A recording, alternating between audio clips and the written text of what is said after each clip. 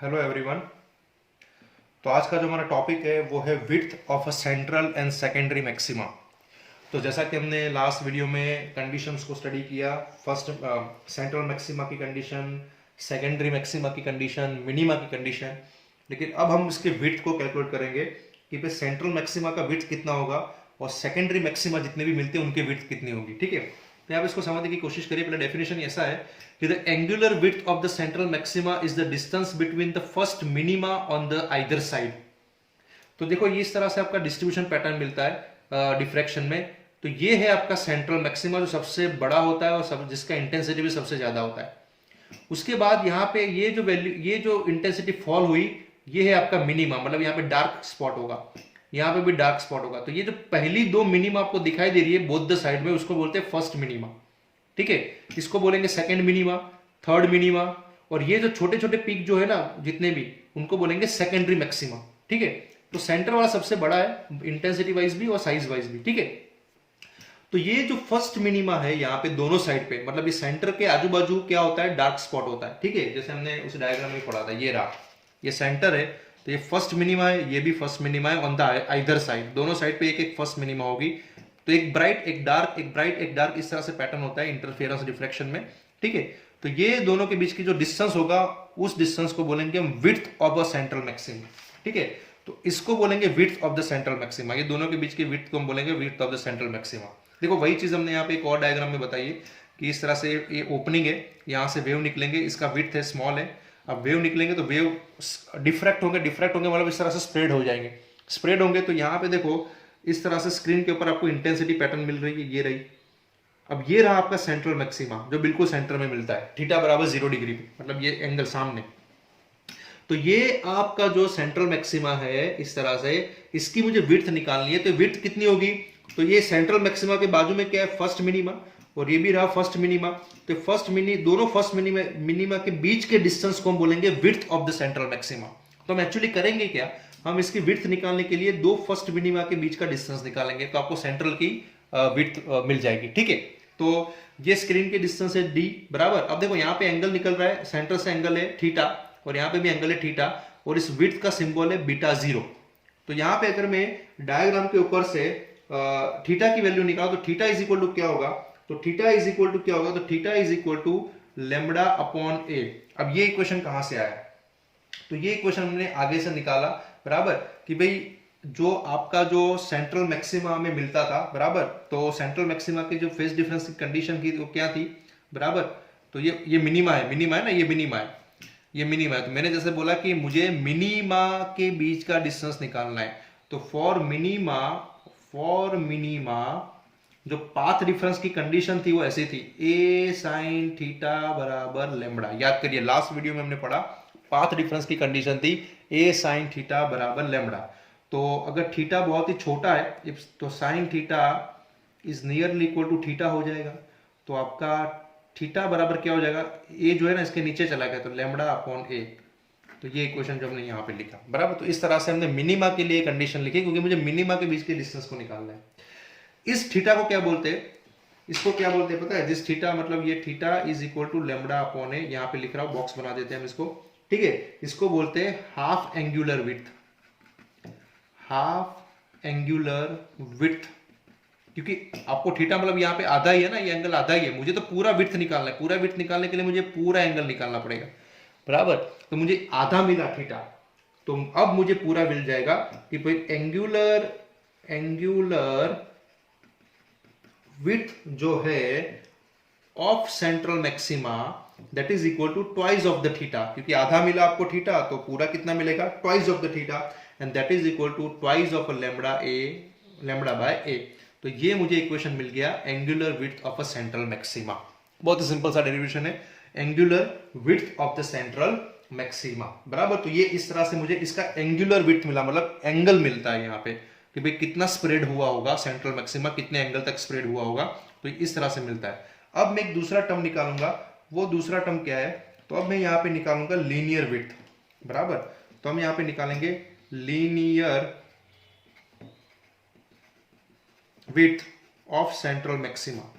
तो central maxima की linear width निकालेंगे बराबर। तो यहाँ पे लीनियर विड्थ निकालने का फॉर्मूला क्या है, तो लीनियर विड्थ निकालना मतलब बीटा जीरो निकालना है। तो बीटा जीरो का वैल्यू कैसा होगा, तो बीटा जीरो कितना होगा, तो मुझे क्या करना है, ये जो डिस्टेंस है ना स्क्रीन का स्लिट से जो डिस्टेंस है, उस डिस्टेंस को मैं 2 थीटा से मल्टीप्लाई कर दूंगा, बराबर। तो वो मुझे लीनियर विड्थ मिल जाएगा सेंट्रल मैक्सिमा का, and that is equal to 2d lambda upon a. तो ये मुझे मिल गया linear width beta zero for central maxima, बराबर। तो ये सेंट्रल मैक्सिमा का लीनियर विड्थ है, ये सेंट्रल मैक्सिमा का एंगुलर विड्थ है, और ये सेंट्रल मैक्सिमा का हाफ एंगुलर विड्थ है, ठीक है। तो तीनों इक्वेशन हमने इस तरह से डिफाइन किया, it is a distance between the first minima. तो इस तरह से आप उसकी विड्थ निकाल सकते हैं, बराबर।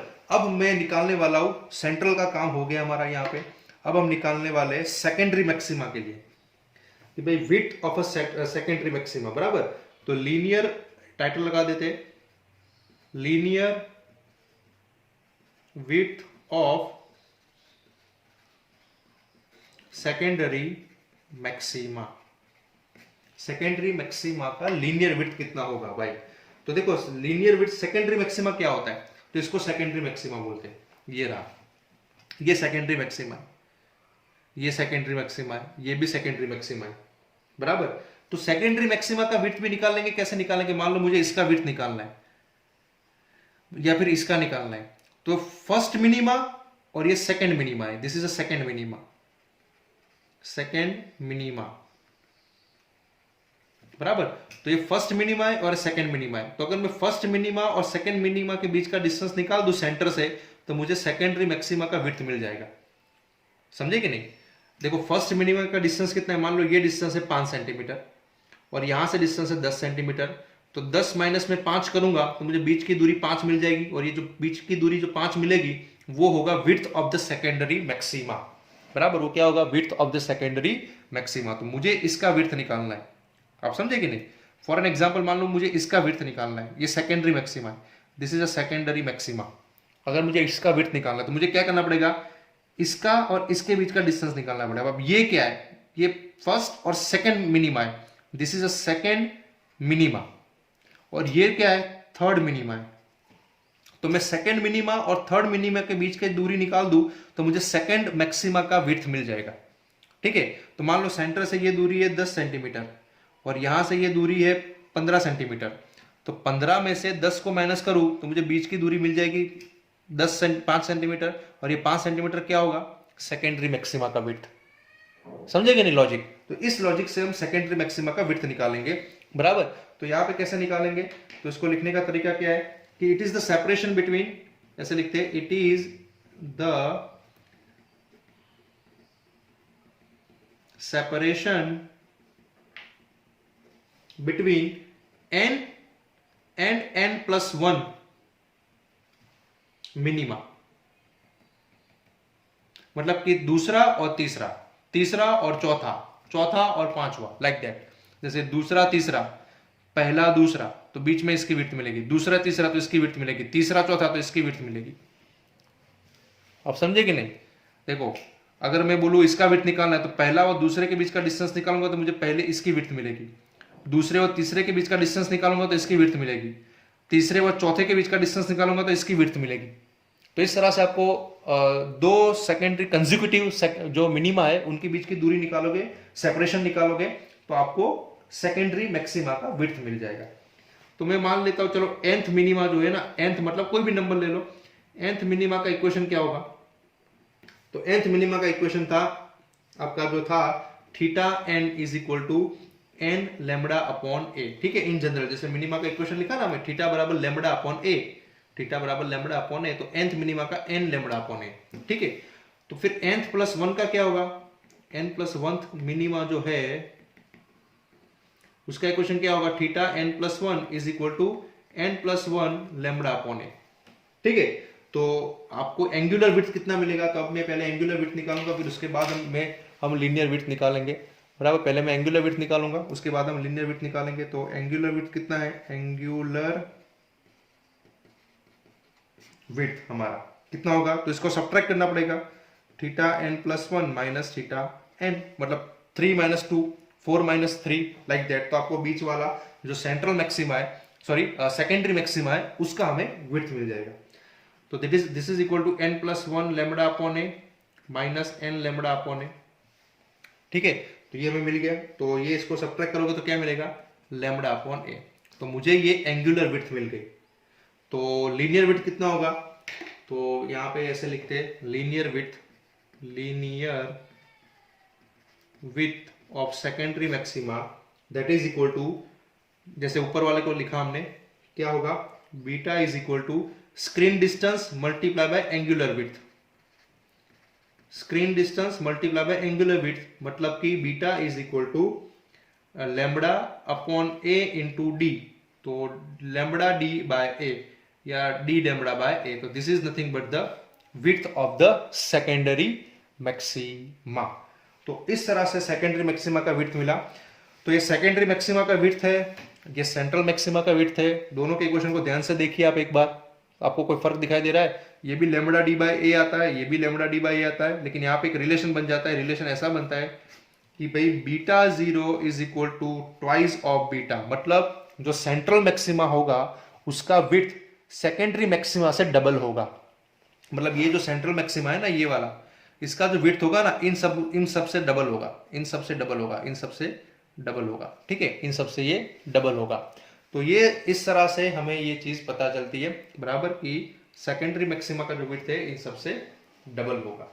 ठीक है, तो इस तरह से हमें ये एक रिलेशन मिलता है बराबर। और दूसरा इंपॉर्टेंट चीज, यहाँ पे जो लैम्बडा वेवलेंथ है, डी मतलब आपका स्क्रीन का डिस्टेंस है, और जो स्मॉल ए है दोनों में, वो इस स्लिट का विड्थ है बराबर। तो जितना स्लिट का विड्थ आपका छोटा होगा उतना ये एंगुलर स्प्रेडिंग जो है वो बहुत ज्यादा होगा। अगर ये डिस्टेंस को मैं बहुत ही छोटा कर दूं, ये होल को बहुत छोटा करूं, तो स्प्रेडिंग जो है ना वो बहुत ही ज्यादा होगा। मतलब अगर ए को रिड्यूस करूं तो बीटा 0 की वैल्यू बढ़ जाएगी, मतलब आपका जो विड्थ है ना वो इंक्रीज हो जाएगा बराबर।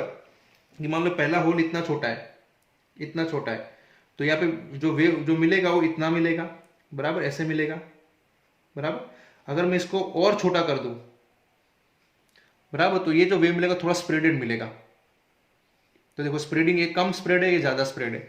ठीक है, तो जो विड्थ होती है वो इंक्रीज हो जाती है अगर मैं इस ओपनिंग का जो साइज है स्मॉल है उसको मैं कम करता हूं। It is inversely proportional to this width is inversely proportional to the slit width. Okay, तो width of the maxima is inversely proportional to the slit width बराबर। तो इस तरह से इस थ्योरी का हमें ये कंक्लूजन मिलता है बराबर।